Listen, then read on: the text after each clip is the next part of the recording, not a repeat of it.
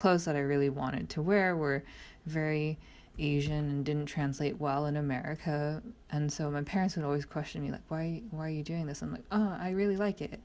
I think it looks cool. The next academic year after that trip, because it was during the summer, my school started offering Mandarin.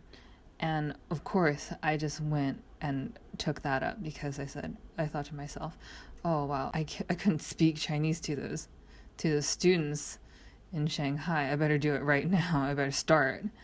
I better figure it out now and cover my bases. And so this, I guess I could say, re-Asianing myself or making myself more Asian. This whole practice continued throughout the rest of high school, sometimes to extreme levels, and every now and then when I think homework and college prep and SATs got too much for me, it would calm down a little bit.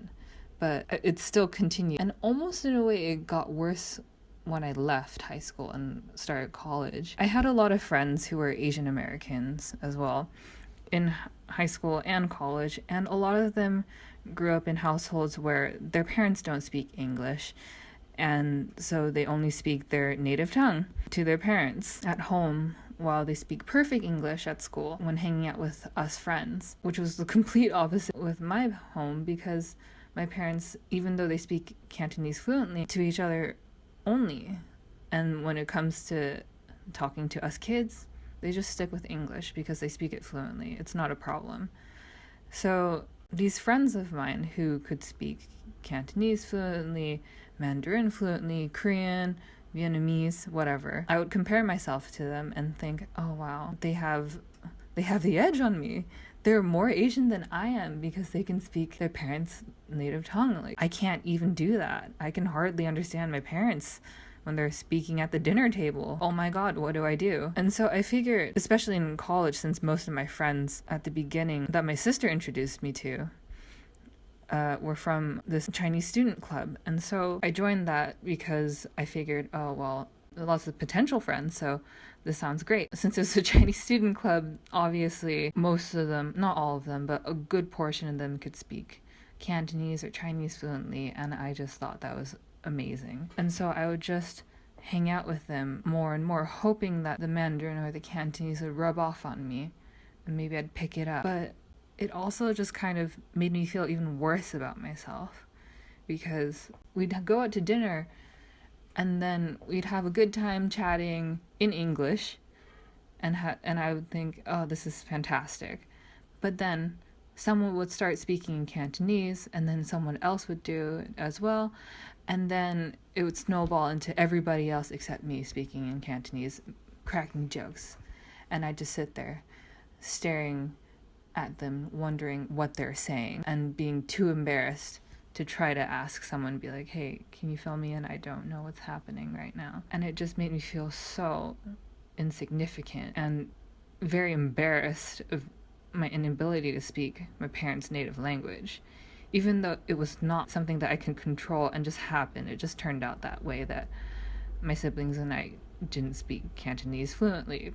It just worked out that way. I don't know. And then after a while, I just kind of came to realize that this was something that I had to accept. Even though it took a really long time to do, I slowly began to accept. I mean, every now and then I do kind of relapse, and it's kind of difficult. I mean, obviously I didn't ask for something like this, and it just turned out that way, and you have to accept with what you've been given. So here I am. And so basically I would have conversations with some of my other Asian American friends or acquaintances about these sort of issues, because some of them also couldn't speak any of their ancestors' native tongue, because maybe they're third or fourth generation Chinese American, or third generation Japanese American. And then it kind of helped me realize that being Asian American isn't necessarily that I had in mind, where you had to be able to speak your parents' language, and that your parents obviously could speak Chinese or Japanese or Vietnamese or anything, but it's a spectrum of how much you are in tune with American culture and your ethnic heritage's culture, I suppose.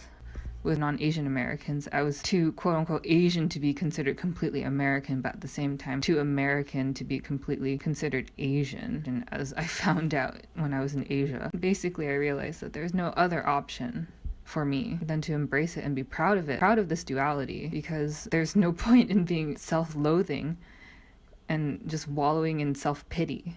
It kind of came to me as a big epiphany a few years ago, and I'm proud of my progress. Every now and then, I do encounter people who question my identity, not recognizing that I'm American, or other people just saying, oh, you're basically white because you don't speak our language fluently, you're Chinese. My nationality is not Chinese.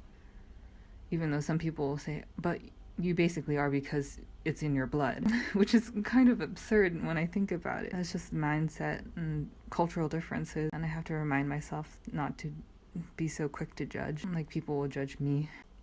Yeah, I just have to remind myself that no matter what happens, my identity as an Asian American is something that nobody can take away from me. No matter what people may throw at me or what life may throw at me, I just have to keep on going and press on. Hi, thank you so much for listening to that video. I want to thank my friend for sharing her story. Thank you so much from the bottom of my heart.